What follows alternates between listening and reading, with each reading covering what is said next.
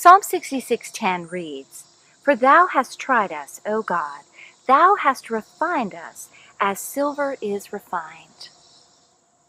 I wonder, have you ever felt stretched in a certain situation?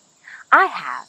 I have experienced a wonderful year this past year, but it has also been filled with a higher level of busyness than I am accustomed to.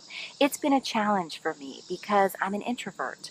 I love quiet, I love solitude, and I have not been able to have as much of that this year. I wouldn't trade this year for anything. God has just poured blessing after blessing upon my family. But it occurred to me just last night that God has been stretching me as well through this challenge of being so busy.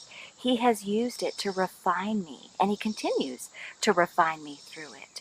And I thought of this illustration just of something as simple as a rubber band, how it can be stretched and how it can be aimed and pointed and then sent off in a certain direction. God does that in our lives. He stretches us. He purifies us. He removes those things from our lives that do not please Him. And even in something like being busy, it gives me a greater dependence and realization of my need for the Spirit to fill me, for the Holy Spirit to lead me and guide me each day. And Jesus is our perfect example of that. He went daily into His Father's presence in prayer. He relied on His Father for guidance and for the strength for each day.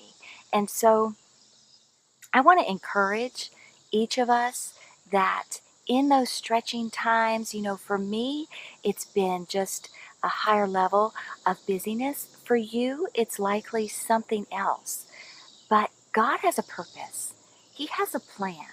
He is purposefully stretching you and growing you and making each of us more like Jesus. He's making us more useful for His glory so that He can point us in certain directions and use us to impact the lives of other people in a way that only God can prepare us for. So be encouraged and just continue looking to the Lord for your strength.